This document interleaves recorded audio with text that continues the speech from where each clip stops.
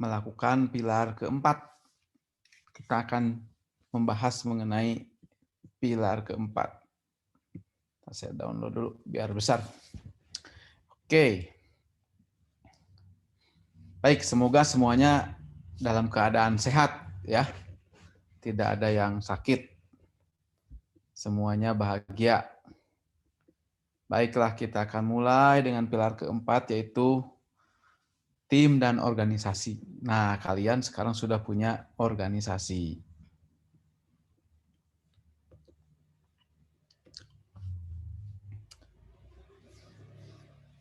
Nah, tim building ini setidaknya ada 3 elemen ini ya. The hipster, the hacker, sama the hustler. Hustler build relationship. Saya biasanya agak kurang pede ini ya berbahasa Inggris karena kalian bahasa Inggrisnya jauh lebih hebat. Tapi ya apa boleh buat ya. Saya akan memaksimalkan diri meskipun kalah hebat dari kalian. Oke, hustler primarily focus on what and why of the business. What is the plan? What is the next step? The end goal, yang grand vision itu ya. Why are we doing it? Itu. Jadi hustler ini yang CEO-nya lah begitu ya. Karena dalam satu tim itu harus ada satu pemimpinnya. Jadi hustler is a communicator that never loses sight of the big picture. Jadi selalu menjaga ruh keseluruhan dari tim. Mau ngapain nih tim ini setelah melalui terpaan berbagai gelombang, riak, tsunami, kalau diibaratkan sebuah sampan atau sebuah perahu begitu ya. Nah, kita lihat ini contoh dari 3 hustler yang hebat. Ini ya, almarhum Steve Jobs, ini Jack Dorsey, kemudian ini kita tahu semua ya, Mr. Zuck. Oke. Jadi the hustlers main task ini adalah to literally interpret a world that others don't even know exists yet and bring it into fruition. Jadi seseorang yang bisa melihat ada tangga emas, golden stairs menuju keberhasilan di atas awan lah kurang lebih ya. Jadi hanya dia yang melihat begitu jelas termasuk langkah-langkahnya. Yang lain jadinya mengikuti dia, bertanya-tanya, berkoordinasi dengan dia untuk mendetailkan langkah-langkahnya itu. Supaya tujuan menuju sinar keberhasilan, kegemilangan ke atas itu bisa diwujudkan.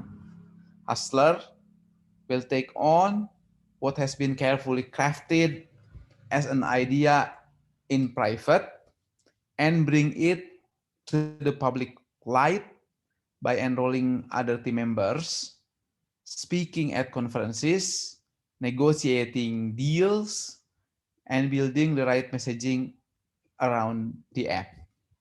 Nah, jadi itu yang paling paham, yang paling pede setidaknya ya dibandingkan yang lain. Ini leader sebenarnya untuk gampangnya. Nah, hipster ini eksekutor.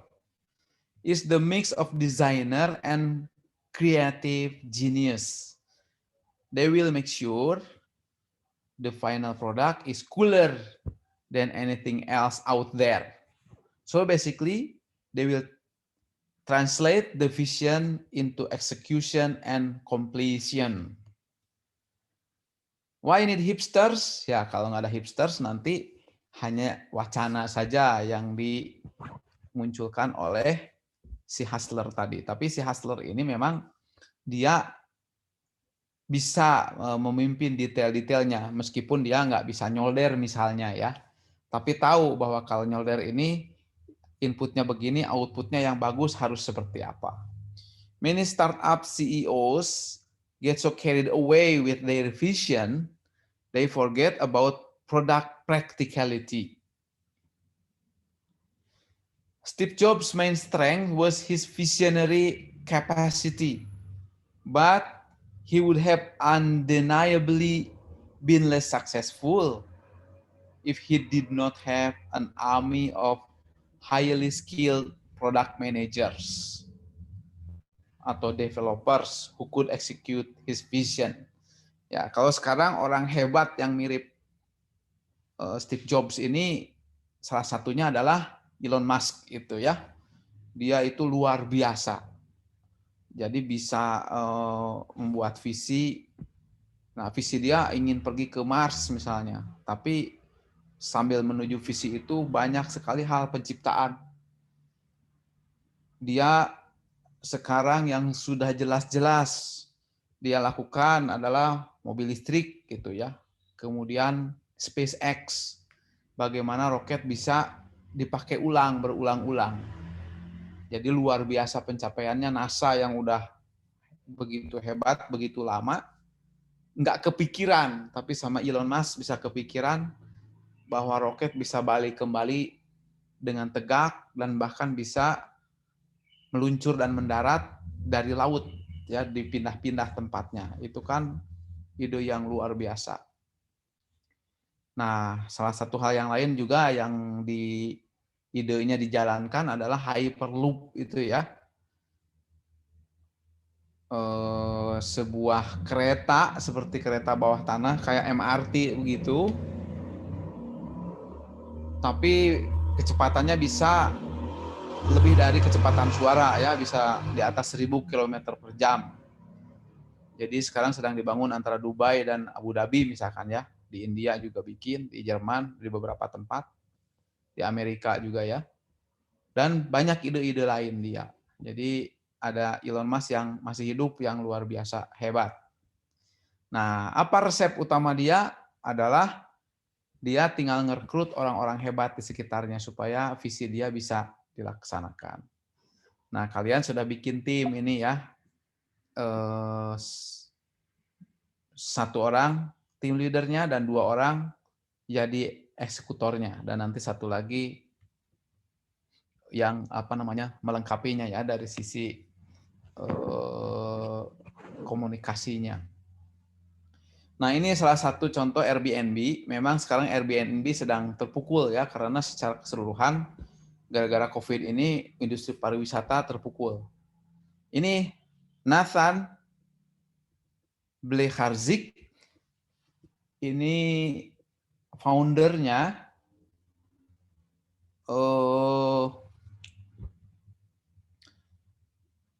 Kemudian dia ketemu dengan si Joe Gebbia ini ya. Dan Joe Gebbia ini adalah seorang desainer. Nah, kemudian mereka secara ringkas ketemu dengan si Brian ini Chesky.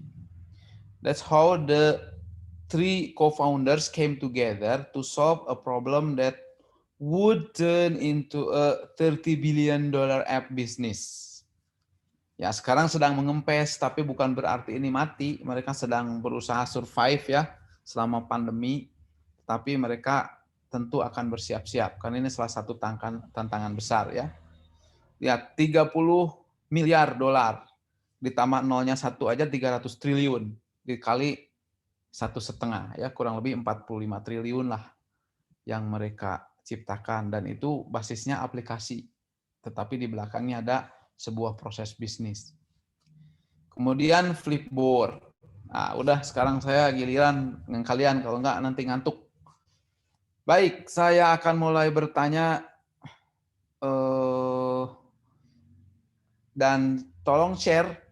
Teh Nadia bisa share melanjutkan ya. Saya akan memilih-milih orangnya. Mulai Flipboard ini.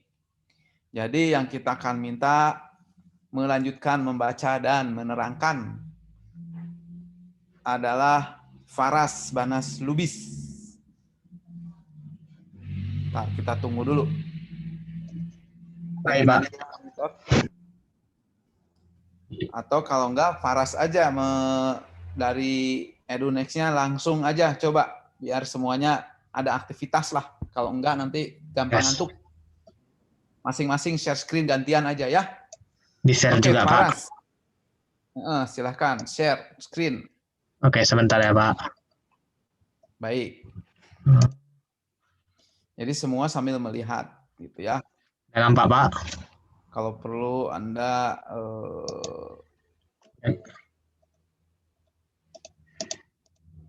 Nah, Flipboard. Bahasa Inggrisnya juga dibaca, Pak. kalau Anda langsung ngerti bahasa Indonesia kan boleh. Kalau enggak ya sambil baca saja.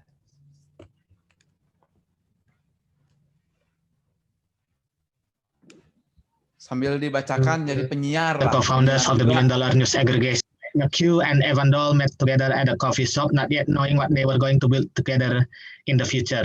Obviously, neither did their friend when they set them up. They didn't know McHugh and Dole would go on creating an app that was going to revolutionize the way people read the news. With an overload of information available all over the internet, Flipboard was designed to be app that brings it all together in a clean, easy to read format. Jadi Flipboard itu aplikasi berita, dia itu berita yang mengagregasikan seluruh berita-berita yang di internet itu menjadi kayak yang bisa dibaca Flipboardnya. Anda pernah Berita. pakai nggak? Pernah sekali Pak, 2 kali kayaknya. Oke, tapi sekarang nggak pakai. Lagi nggak pakai Pak. Apakah Flipboard ada versi bahasa Indonesianya memang? Flipboard saya yang terakhir di sini saya masih bahasa Inggris Pak. Oke, jadi ini American centric lah ya. Ya masih atau Anglo-centric yang berbahasa Inggris. Oke, nah mungkin kalau di Indonesia sudah diambil alih sama Lion kali ya. Sudah majalah berita-beritanya, gosip-gosip udah diambilin. Oke, tapi itu salah satu contoh saja ya. Oke, yang berikutnya Faras, minta siapa teman Anda yang berikutnya next yang menerangkan. Sebentar ya Pak.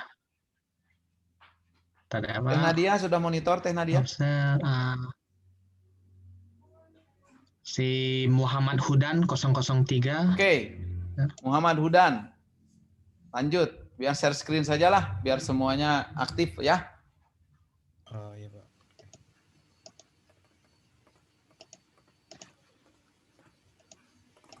Atau satu orang nanti udah 5 kali baru ganti lah gitu ya, supaya tidak terlalu lambat barangkali. Ini lanjut ke Square ya Pak? Monggo.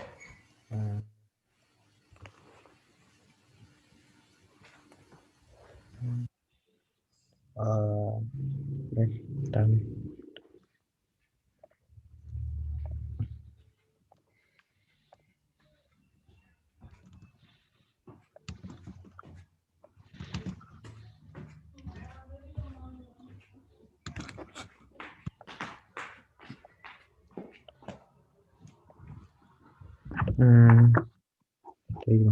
Square.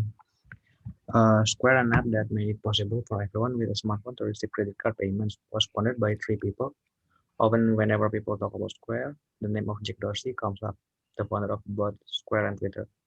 But a lesser-known fact is that Square Inc. was founded by 3 people: Jack Dorsey, Tristan O'Terney, and Jim McAfee. Dorsey understood that he couldn't build the prototype on his own, and brought on O'Terney and McAfee as the iOS developers. An outline of what was soon to become Square started to take shape. The trio, great friends and business partners, went on to develop one of the most innovative and successful apps of the early 21st century. Gimana ceritanya tuh Square? Jadi Square ini untuk memungkinkan orang-orang dengan smartphone untuk menerima pembayaran menggunakan kartu kredit. Ini foundernya ada 3 orang. Ya ada 3 orang itu Jack Dorsey, Tristan O'Terney dan Jim McAfee itu Pak. Terus yang terkenal kan Jack Dorsey-nya karena dia juga founder Twitter. Habis itu ceritanya Dorsey dia tuh menurut dia dia nggak bisa bikin prototipe-nya sendiri dan membawa 2 orang temannya ini Otani dan McAfee sebagai developer iOS. Nah, setelah itu mereka bertiga membangun apps-nya lalu menjadi suatu apps yang inovatif dan sukses di abad 21.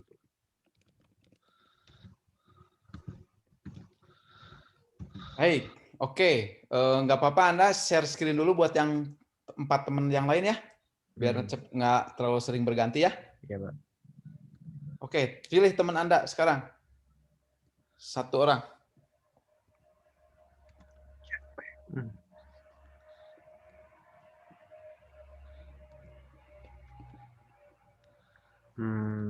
Madi Ainayab. Silakan. Ya, halo.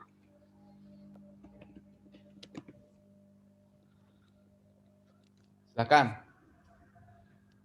Ini lanjut ke slide selanjutnya ya, Pak. Ya. Asisten Anda Hudan ini. Perlu kita catat ya bahwa pada umumnya 3 orang yang bikin tim yang hebat-hebat ini. Oke, lanjut. Evan Spiegel and Bobby Murphy, the CEO and CTO of Snapchat, respectively met when they were both undergraduate students at Stanford University. At the same time, Spiegel studied design and Murphy pursued a degree in computer science. As often happens with startups, early business partnerships are volatile and friendships are fragile. Sometimes people don't see eye to eye, either professionally or personally, and go their separate ways. In the end, Snapchat's Reggie Brown was compensated for his role in the app's early development. Oke. Siapa si Reggie Brown ini?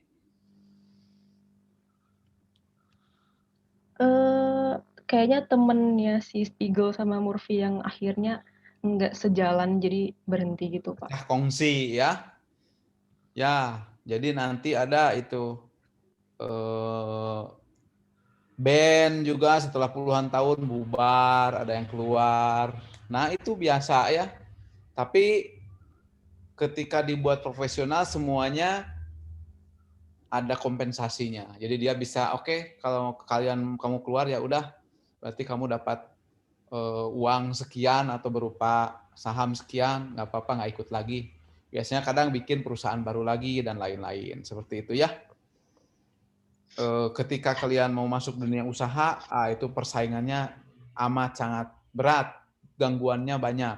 Jadi harus bersiap-siap dengan sebuah perjanjian yang bagus. Dan oleh karena itu, di ITB ada LPIK itu untuk menjamin bahwa segala sesuatunya, kalaupun pecah kongsi, ada exit yang nyaman gitu, nggak jadi permusuhan gitu ya, gara-gara usaha jadi musuh, gara-gara uang, karena sifatnya panas, kalian jadi persahabatan jadi terputus. Jangan sampai itu. Persahabatan itu harus tetap nomor 1 ya. Jadi ada cara-cara exitnya gitu. Bercerai lah begitu ya kalau orang berumah tangga itu. Oke, berikutnya siapa? Pilih siapa? Next. Sekarang tanggal 9, jadi mungkin jam 9 Adi. Adi. Ya, Pak. Silakan. Hudan dipilih. Nah, yang berikutnya ya.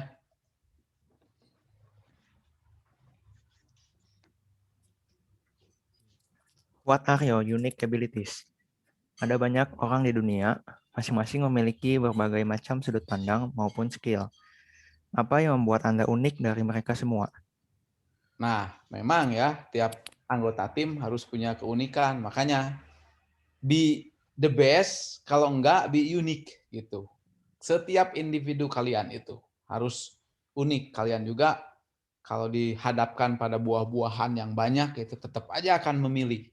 Memilihnya pasti yang terbaik. Kalau enggak ya milih terunik. Juga wartawan foto dari ribuan, itu pasti akan milih yang terunik atau yang terbaik. Kalau yang rata-rata itu udah biasa. Oke, next. Masih yang sama. Slide yang berikutnya. What are your unique abilities? kita harus memahami kemampuan dan keunikan diri sendiri. Setelah itu, kita harus mencari orang yang dapat melengkapi kita dan menjadi sebuah tim. Di dalam sebuah tim, sangat diperlukan anggota yang dapat saling melengkapi dari sisi sudut pandang, skill, dan mampu melewati berbagai pertentangan melalui jalur diskusi. Lanjut, terangkan gimana ceritanya. Jadi dari slide ini kita harus mengetahui tentang diri kita sendiri. Apa yang membuat kita sendiri ini bisa lebih dari orang lain dan dapat mencari orang yang tepat untuk menjadi sebuah tim. Di dalam sebuah tim itu, kita memerlukan anggota yang berbeda-beda, seperti tadi ada 3, sehingga ketiga hustler, hipster, dan hacker tadi dapat saling melengkapi dari berbagai sudut pandang. Begitu, Pak.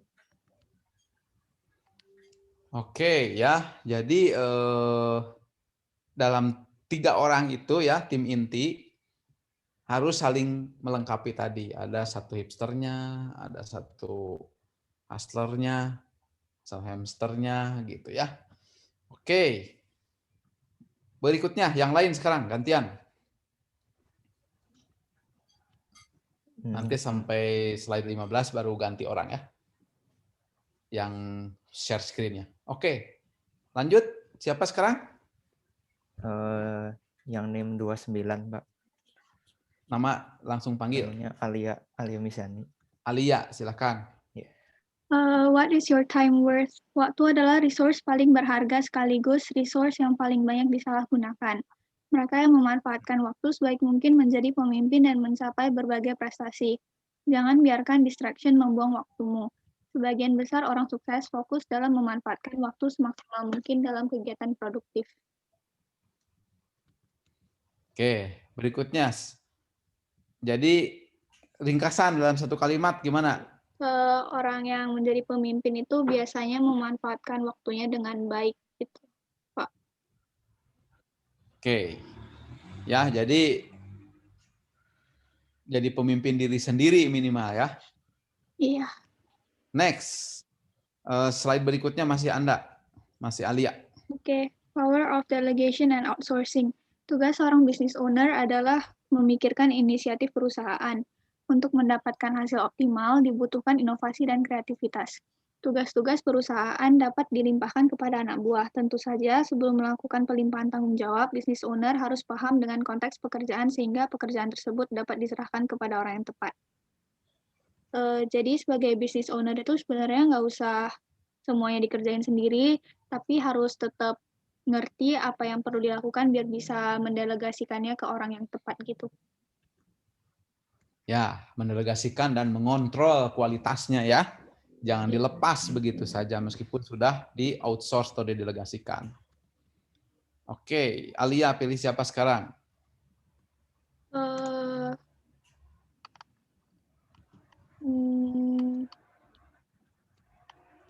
Ke 042 aja Pak, Naomi.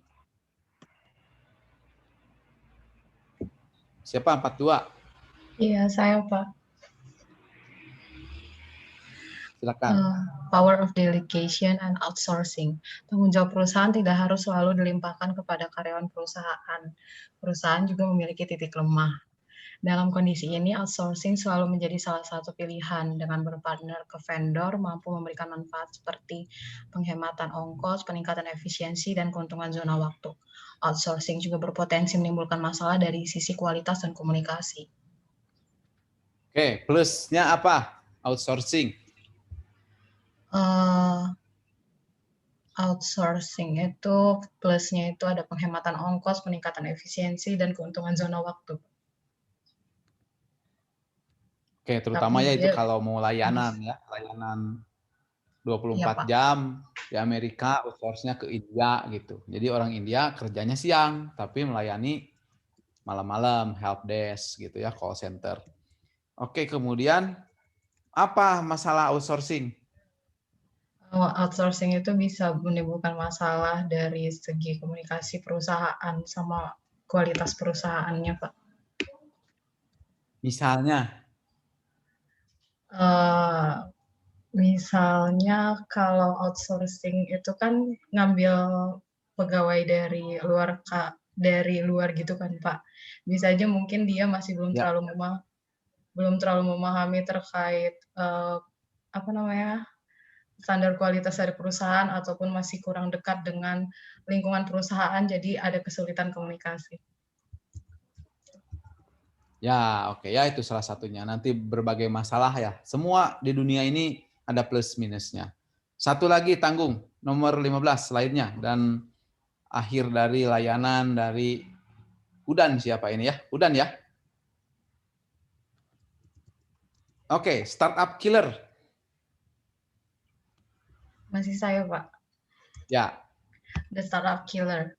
Berdasarkan studi yang dilakukan oleh founderandfounders.com, 62% startup gagal karena konflik di antara co-founder.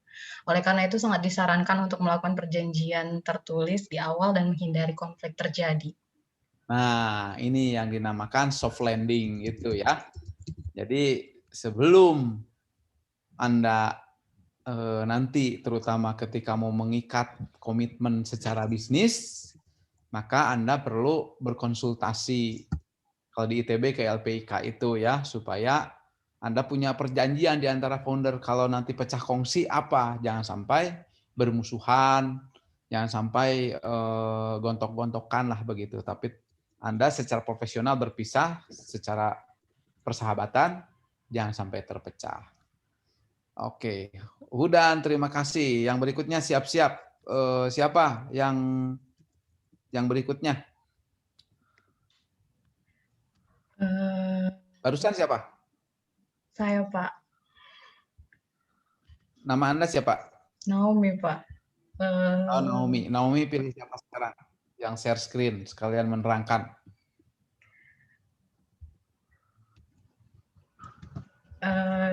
NIM 32 aja Pak. Elizabeth. Oke, Elizabeth, silakan. Baik, Pak. Sambil share screen ya.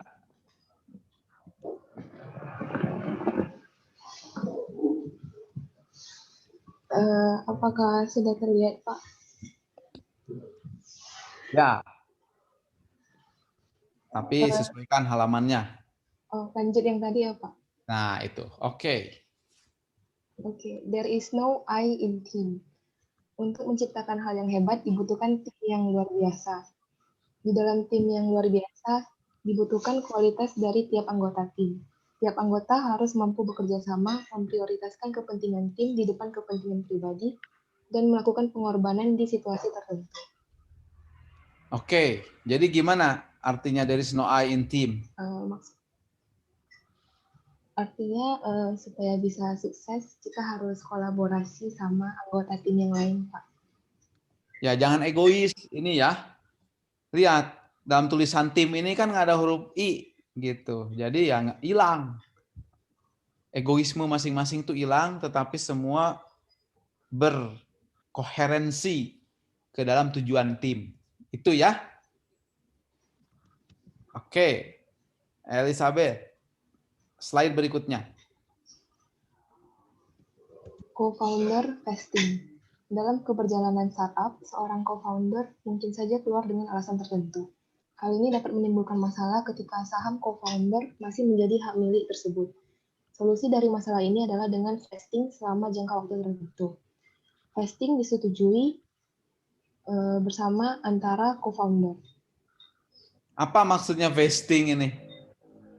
Vesting itu kayak memberi kayak pemindahan mungkin. Ya, coba Anda minta teman yang lain arti kata asalnya apa sih vest itu? Terus vesting itu gimana? Siapa teman Anda yang mau bantu? Jadi berdua, jangan ditutup yang Elizabeth-nya. Biar ngerti lebih jauh. Asal katanya dari apa sih vest itu, terus vesting itu apa? Karena ini kalian harus tahu ya nanti ketika Anda jadi co-founder startup, ya Anda bisa melaksanakannya. Pilih siapa Elizabeth? Mungkin NIM terakhir Pak, 50. Siapa itu? Garing ya.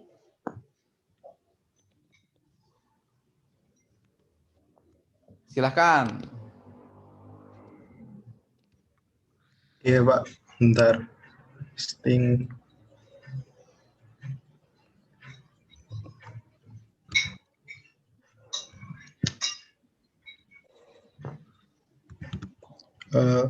Belum terlalu tahu juga Pak untuk vestingnya sendiri. Ini baru cari-cari sih.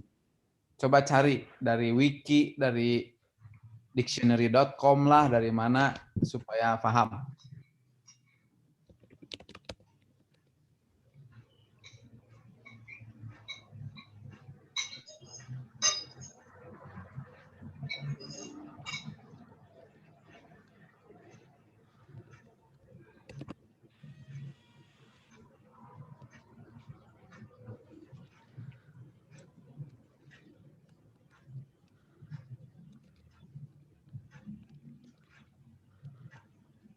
Kalau dari yang saya baca-baca kayak diberi ya, insentif atau hak-hak lebih gitu dalam perusahaan biar dia tuh bertahan di perusahaannya seperti itu Pak. Oke, sehingga artinya apa nih? Co-founder vesting. Coba baca lagi.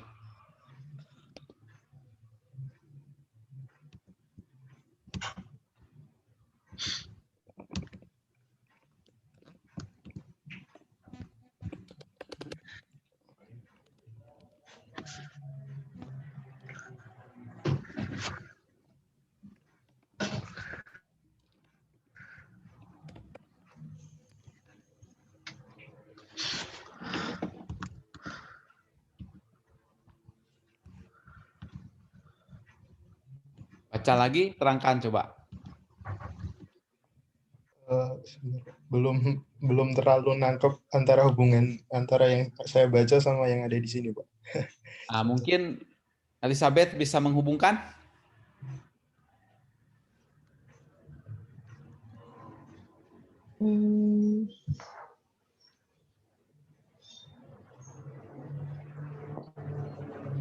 Ini ada yang teman yang nyari, kalau di internet katanya founder vesting adalah proses di mana kita mendapatkan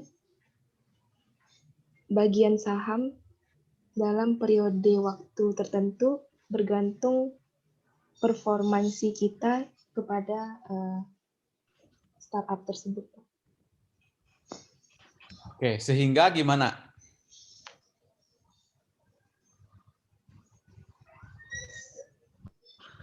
Sehingga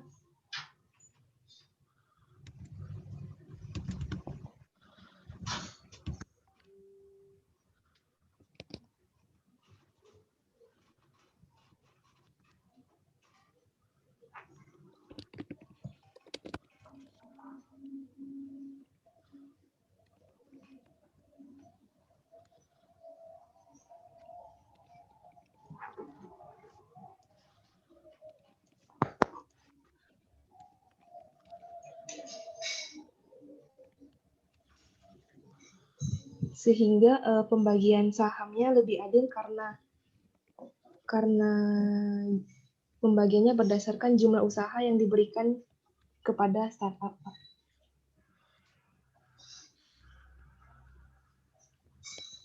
Oke. Mau menambahkan Pak mungkin? Silakan. Saya baru baca, jadi co-founder vesting ini kayak selama jangka waktu tertentu, jadi dibuat perjanjian gitu. Jadi kalau co-foundernya mau keluar dalam jangka waktu tersebut, maka sahamnya dapat dibeli dengan harga yang relatif lebih murah seperti itu, Pak. Oke, yaitu untuk menjaga stabilitas startup ya. Karena kalian jadi founder itu bisa jadi kan masing-masing sepertiga misalnya. Nah, dia keluar pincang nih, sementara dia nggak mau jual ke yang lain, orang baru nggak bisa masuk. Nah, jadi buat perjanjian supaya meskipun dia keluar band atau tim ini nggak hancur juga gitu. Jadi dia boleh aja keluar tapi nggak menghancurkan perusahaan bisa digantikan oleh orang lain dan si saham itu bisa nanti didiskusikan lagi antara founder dengan orang yang baru. Itu ya. Ini salah satu metode dari soft landing itu. Jadi ketika pecah kongsi, nggak rusak semua. Next. Next slide. Nah, ini ya terkait dengan LPIK itu. Oke, silakan. Tadi siapa yang sedang menerangkan? Elizabeth terakhir deh, yang ini. Oh, baik. Find mentors and advisors. Mentors and advisors sangat penting ketika menerjuni bisnis. Mentor dapat memperkenalkan pengalaman berharga tentang apa saja yang perlu diketahui dan diperhatikan. Sementara advisors untuk memberikan nasihat yang berguna untuk kemajuan perusahaan. Oke, misalnya Anda punya contoh nggak? Mungkin misalnya orang-orang yang baru terjun ke bidang tertentu, contohnya siapa ya?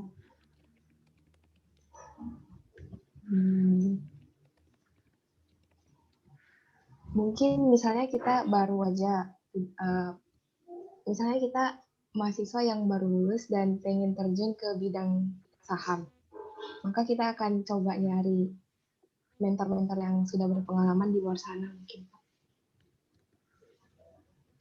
Oke. Apa bedanya mentor sama advisor?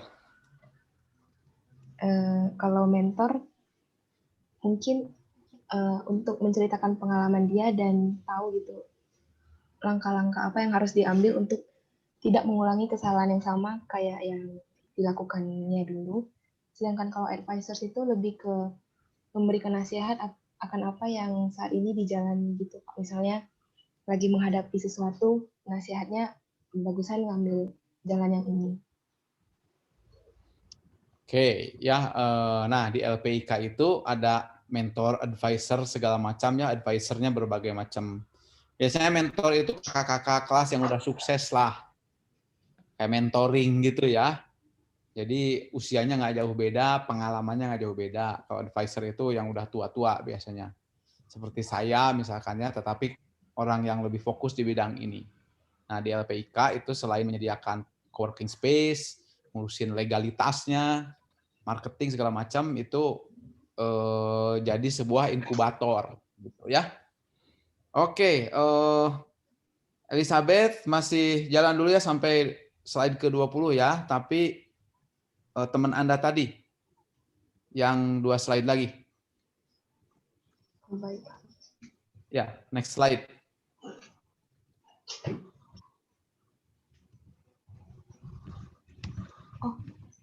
Slide-nya sampai 18 saja, Pak. Oh, udah habis ya? Berarti ini bab berikutnya kalau gitu. Kita buka modul berikutnya. Mungkin Teh Nadia harus bukain dulu ya modul berikutnya.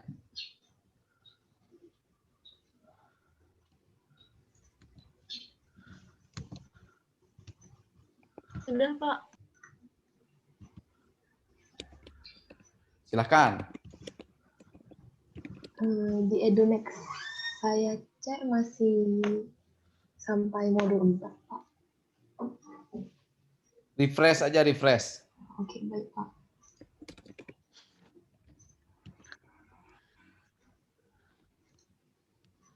Oh ya, sudah ada, Pak. Baik, mari kita lanjutkan.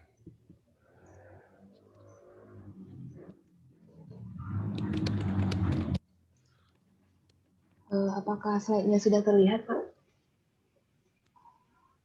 Sudah. Sudah. Baik. Dibuang aja itunya. Nah, gitulah biar bagus ya. Oke. Tadi siapa teman Anda yang Tadi Garin, Pak. Garin, Pak. Garin? Ya. Silakan Garin. Ya, jadi bentar, tadi tentang apa, Pak? Aplikasi addiction. Jadi setiap pembuat aplikasi ini mencari dua hal, yaitu yang pertama mereka ingin aplikasi mereka menjadi sukses viral. Yang kedua, mereka membutuhkan pelanggan untuk mempertahankan, memperbarui, dan menggunakan aplikasi beberapa kali setiap hari. Oke, kemudian next.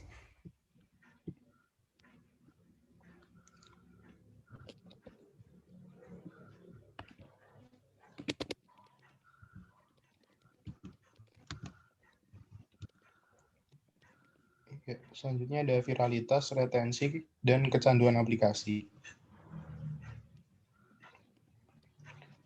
Aplikasi menjadi sangat adiktif, sehingga pengguna secara tidak sadar merasa bahwa mereka harus secara konsisten menggunakannya setiap hari.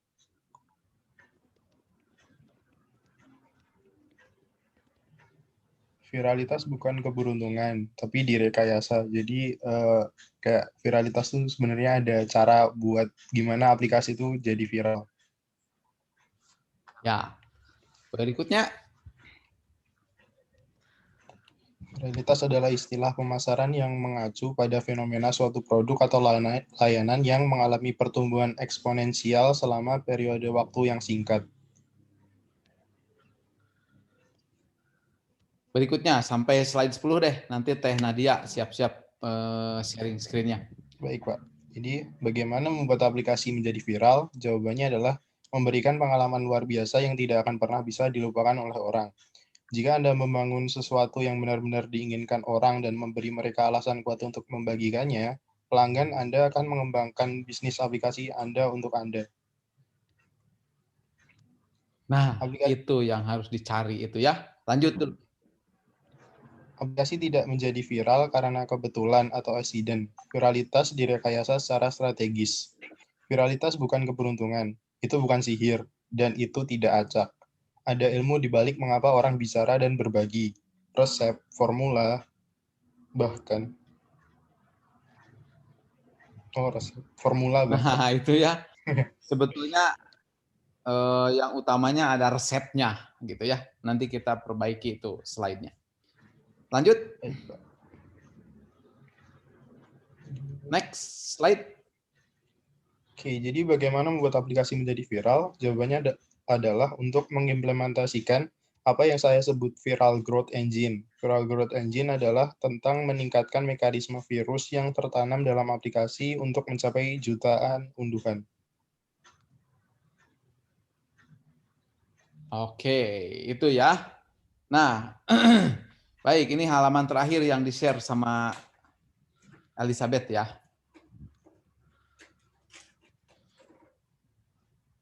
Garin, masih?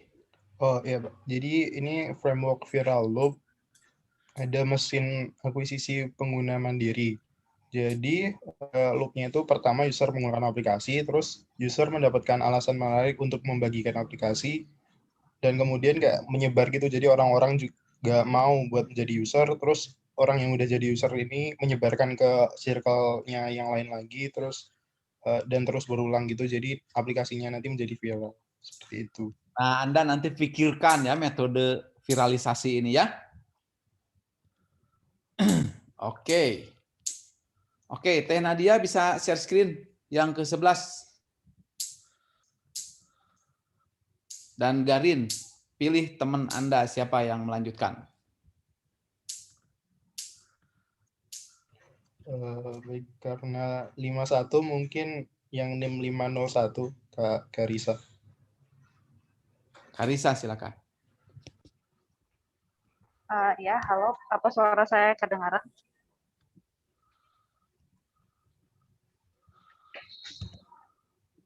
Kedengaran. Oh ya.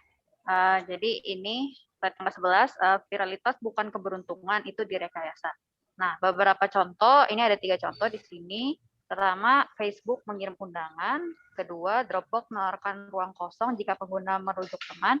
Dan ketiga, Instagram menawarkan cross-posting ke tempat sosial media lainnya.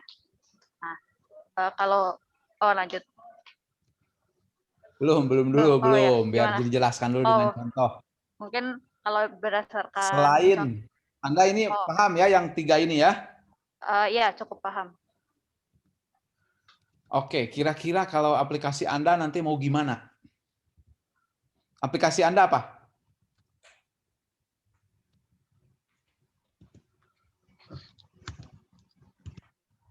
Saya yang terputus mungkin. Oke, Karisa.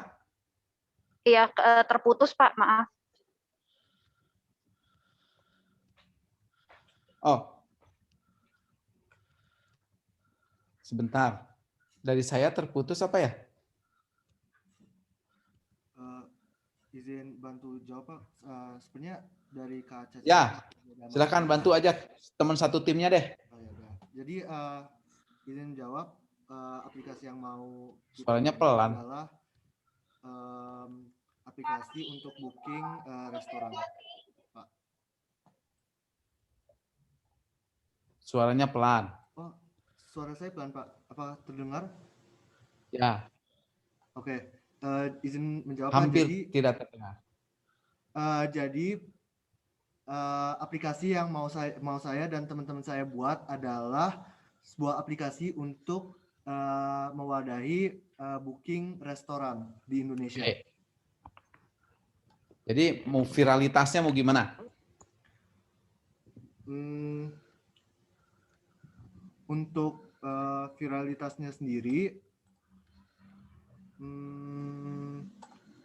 ini Pak. Jadi kami berusaha untuk menawarkan fitur untuk bisa untuk bisa booking dengan beberapa user, sehingga seseorang bisa booking suatu tempat dan mengundang teman-teman dia untuk ikut untuk mendapatkan notifikasi untuk booking itu juga. Oke, yang jelas setiap tim nanti harus punya mekanisme viralisasinya ya. Oke. 12, Karisa masih bermasalah? Masih terkendala? Sekarang udah terdengar Pak. Oke, Anda tahu nggak orang ini siapa? Kurang tahu sih Pak sebenarnya. Kalau kurang nggak apa-apalah, kita lewatkan aja. Next. Iya. Nah, ini dia. Oh ini Ryan Holiday. Oke, apa kata dia? Dia bilang seseorang yang telah membuang buku pedoman pemasaran tradisional dan menggantinya hanya dengan apa yang dapat diuji, diukur, dan terukur. Ketika mereka melakukannya dengan benar, para pengguna menghasilkan lebih banyak pengguna, yang menghasilkan lebih banyak pengguna. Jadi gimana ringkasnya? Jadi mungkin gini kali ya, selama ini kayak orang percayanya bahwa ada satu kayak formula yang pakem untuk menumbuhkan aplikasi. Tapi ketika jadi si Ryan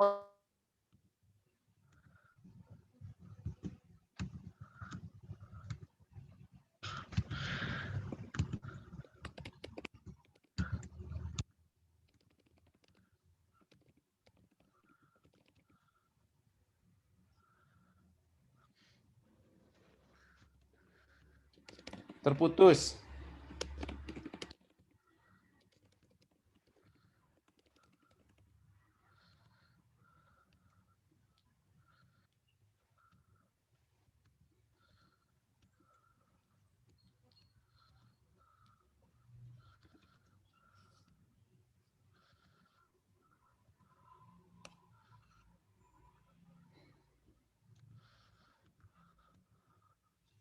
Karisa terputus lagi. Udah, tadi siapa yang menggantikannya biar lanjutkan saja? Saya Pak. Biar Anda siapa nama? Nama saya Akbar Pak. Oke, Akbar. Suara saya terdengar Pak? Biar Anda mengambil alih dulu Karisa aja ya. Karisa harus ada soft landing dulu nih. Silakan. Baik, saya bacakan ya Pak. Ya.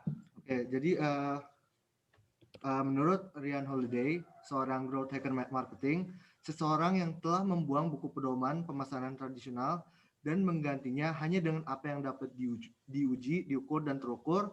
Ketika mereka melakukannya dengan benar, para pengguna menghasilkan lebih banyak pengguna, yang menghasilkan lebih banyak pengguna. Yang lebih banyak pengguna lagi, gitu ya, karena viral itu kan eksponensial ya. Iya Pak. Satu menularkan ke 5, yang 5 nanti menularkan masing-masing ke 4 gitu. Jadi eksponensial. Next.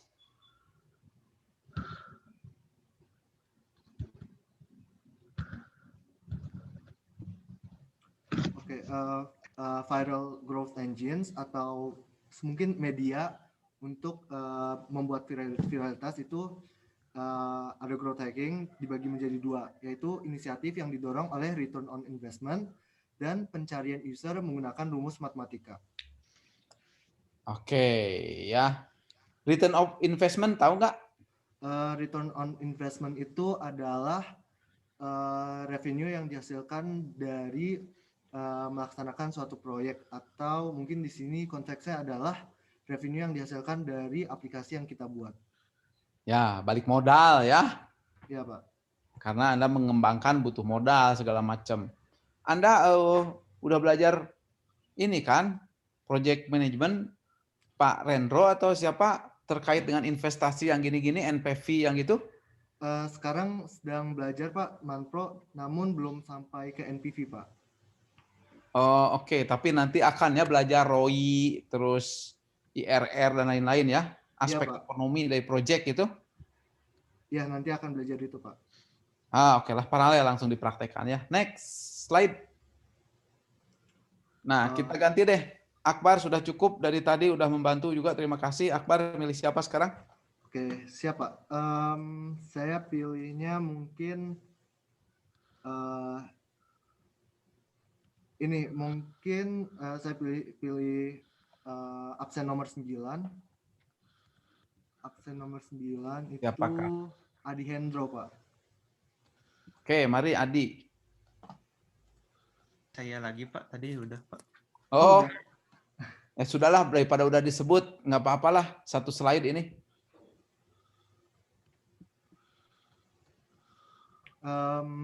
Siapa ya? Viral growth engines. Saya jelaskan grafik ini berarti Pak. Ini adalah grafik untuk viral funnel. Suaranya terlalu pelan.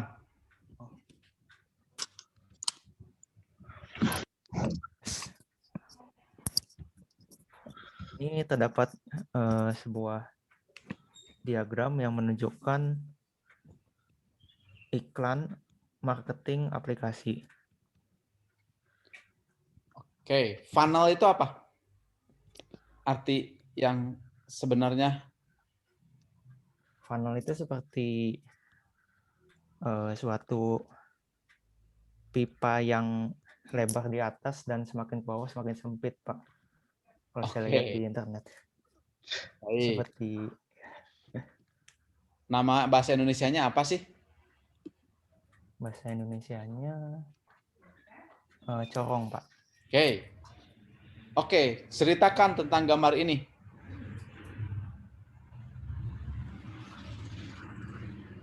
Yang di kiri ini, jika aplikasi ini mengundang orang lain melalui iklan, maka di awal akan menjangkau banyak sekali calon konsumen, sedikit yang melihat aplikasinya, sedikit yang mencoba, dan lebih sedikit lagi yang menjadi pengguna setia.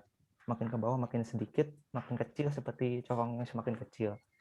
Sebaliknya jika menggunakan viral funnel yang sebelah kanan, satu orang paling atas pengguna setia mengundang teman-temannya, sehingga dampaknya menjadi lebih besar, menjadi 3 orang menggunakan, lalu 3 orang itu mengundang lagi kepada yang lainnya, dan mengundang lagi kepada orang banyak.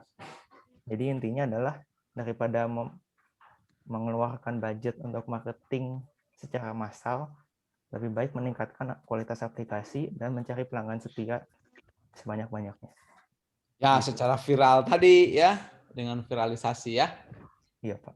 Oke, memang Adi Hendro berarti rezekinya banyak hari ini. Oke, Anda pilih siapa yang berikutnya? Next.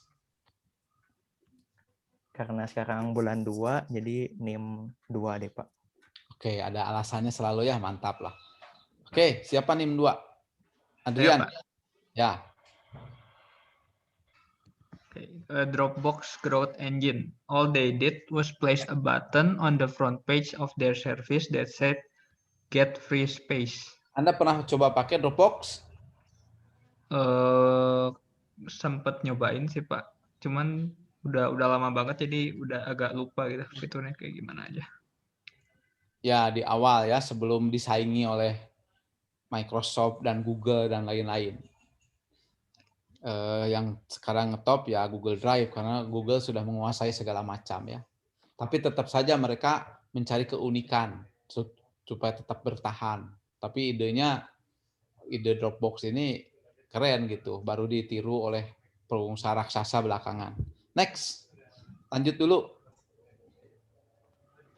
Viral app blueprint. Win-win referral system. Make sure users happy to share it. Udahnya user generated content or network effect. Let user feel your app. Stackability. Mutual growth between collaborating app. Master your messaging. Share photos versus store photos. Optimize your onboarding experience. What happen after they open your app. Remove friction. Do not make too many options. Berarti Oke, satu persatu diceritakan. Nanti Anda bisa manggil teman Anda. yang pertama itu win-win referral systems. Jadi pastikan penggunanya itu bakal senang pas mereka membagikan ke orang lain atau ke teman-temannya gitu. Berarti harus bikin aplikasi yang user experience-nya bagus gitu Pak, atau gimana?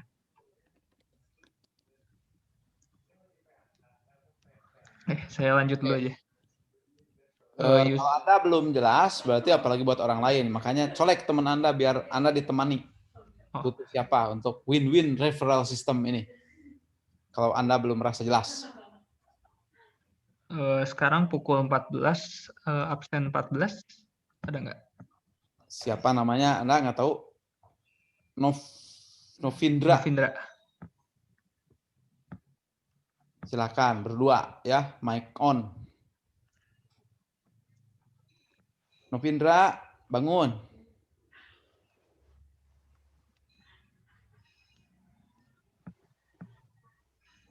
Ketiduran kali itu. Bangun, bangun. Halo Pak. Bangunkan mikrofonnya, ya.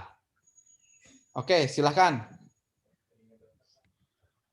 Terangkan yang diminta bantuan oleh teman Anda. Yang win-win referral system berarti. Make sure users happy to share it. Sebentar. Mengumpulkan Buat win-win referral system ya? Ya, oke. Jadi bangun kan karena dicolek. Win-win referral system ini dia memastikan user itu juga memastikan user itu senang saat membagikannya. Jadi misalnya apa? Dikasih apa? Misalnya apa? nih kayak kalau di game itu bisa nge-share reward, kalau nge-add misalnya dapat suatu item begitu. Sejenis seperti itu. Jadi dapat untung juga ya yang ngerekomendasiin ke teman ya? Ya, Pak. Oke, yang kedua. Yang kedua bentar dulu. Itu udah ngerti ya? Tadi siapa yang Novindra itu yang tadi yang ditolongnya siapa? Saya Pak, Adrian. Oh ya, Adrian udah paham ya? Udah paham. Oke, buktinya paham, kasih contoh. Next. Yang kalau Novindra tadi kan game ya. Tapi ini Pak mungkin kalau misalnya kayak saya kurang tahu juga sih Pak persisnya aplikasinya kayak gimana. Cuman kalau misalnya online shop gitu kan ada kayak kalau ngebagiin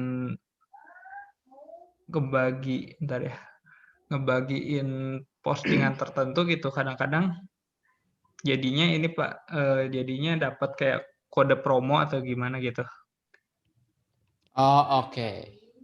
Baik. Sudah paham lah ya. Semoga teman-teman Anda yang 51 juga paham dengan Anda 2 orang paham ini. Karena ya susah nih. Nanti ke depan kita sesekali ada namanya classroom response system ya, sehingga bisa ngecek saya kepahaman semua. Tapi untuk saat ini nggak apa-apa lah, gini saja dulu. Oke, yang kedua, kalau begitu.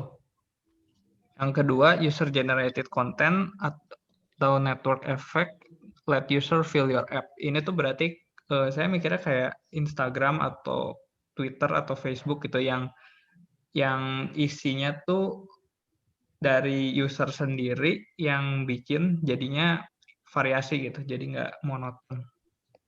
Oke. Lanjut Pak. Adrian dulu ngasih contoh.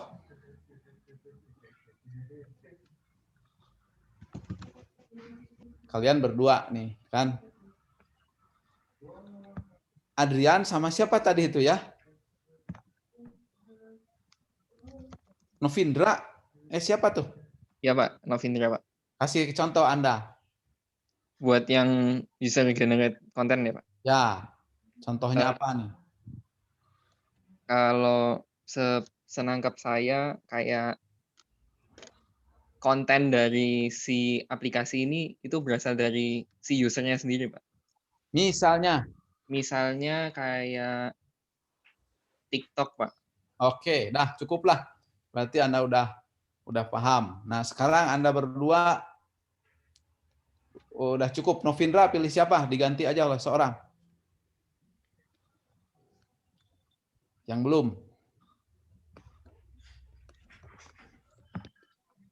Sebentar, Pak. Siapa ya?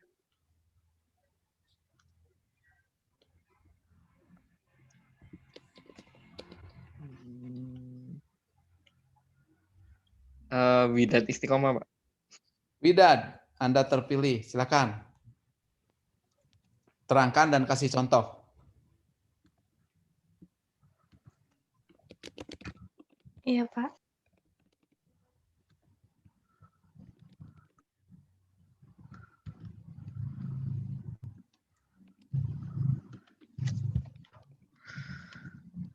Contohnya kalau di game, Pak, kayak seorang user bisa bikin statusnya dia sendiri gitu, kan user generated. Terus nanti statusnya bisa dilihat sama player-player lain.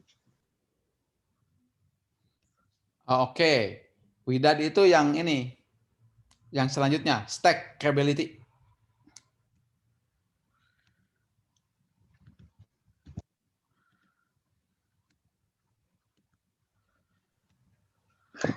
Mutual growth between collaborating app. Jadi ada beberapa aplikasi yang bisa terhubung gitu supaya aplikasinya tuh makin besar gitu ya, Pak. Misalnya, contoh, karena nanti kalian kan sedapat mungkin mencontoh hal-hal baik ini gitu, meskipun tidak semuanya, tapi sebagian besar bisa diterapkan. Contohnya apa?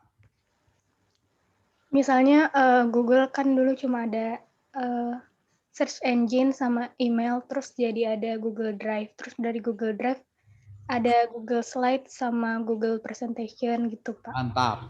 Oke, semua paham lah ya.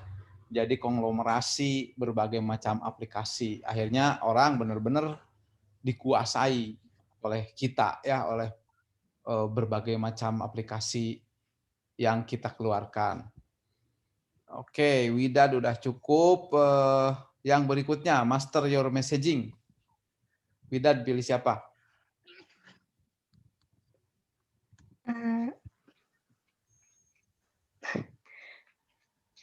Nama aja, cepat panggil. Patrick aja, Pak. Patrick, silakan Patrick. Ya, halo Pak. Master your messaging ya.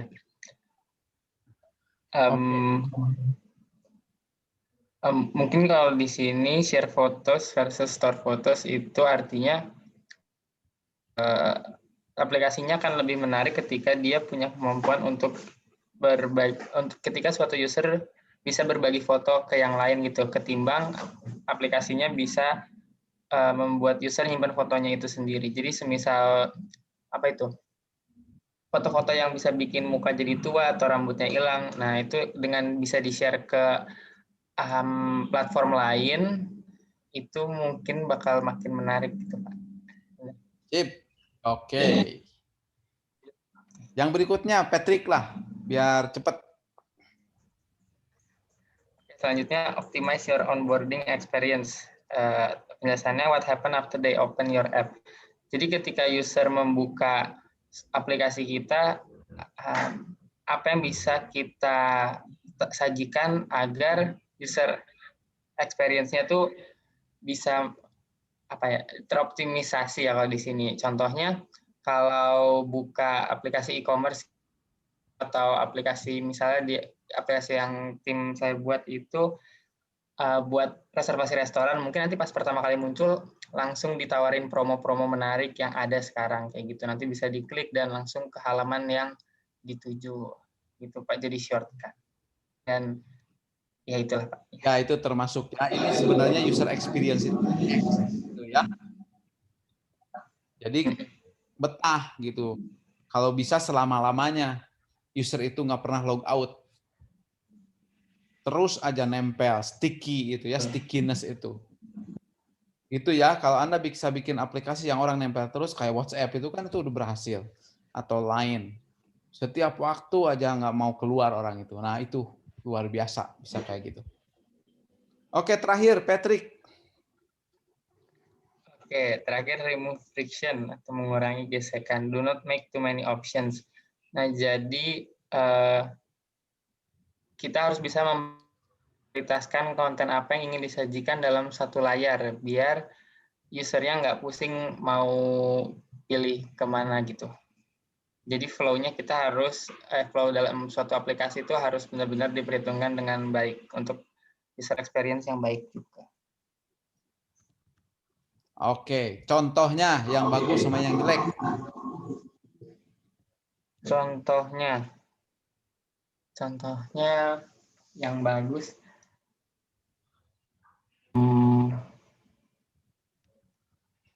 Contoh bagus apa? Ya? Contoh bagus mungkin gini Pak, kalau dalam game itu kan biasanya kalau game MOBA ada beberapa mode nih dalam bermain. Tapi pasti ada satu tombol play dulu yang besar, entah gimana lambangnya, baru pas diklik dia baru muncul pilihan lain mau main yang kayak gimana. Tapi jadi dengan dia udah dengan dirangkum di satu tombol ya. Gitu.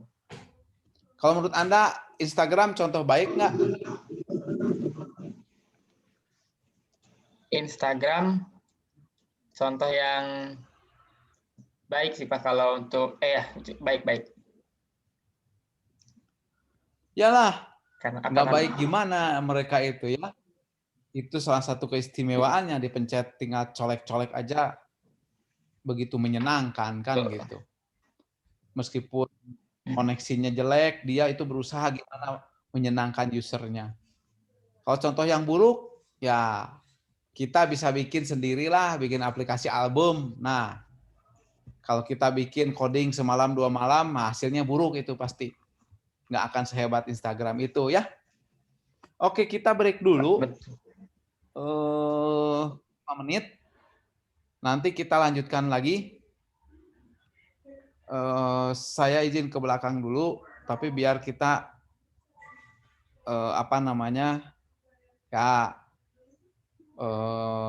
hirup udara segar, ngopi atau apa dulu ya. Nanti kita lanjutkan 14. Sekarang 14.16. Jadi di sekitar 14.21-an lah. Kita berhenti dulu ya.